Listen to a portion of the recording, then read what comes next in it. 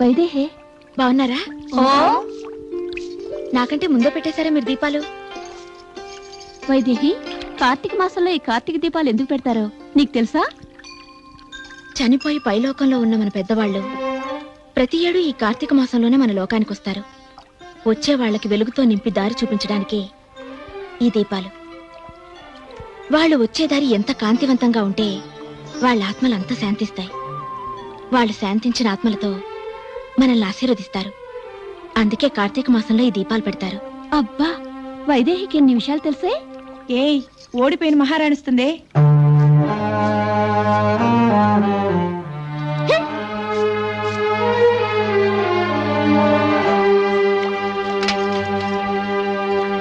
కింద పడ్డా తనదే పై చెయ్యి అన్నట్టు ఓడిపోయినా పొగరు తగ్గలేదు చూడు. చాలా తప్పు. ఎదుటి వాళ్ళని ఎప్పుడు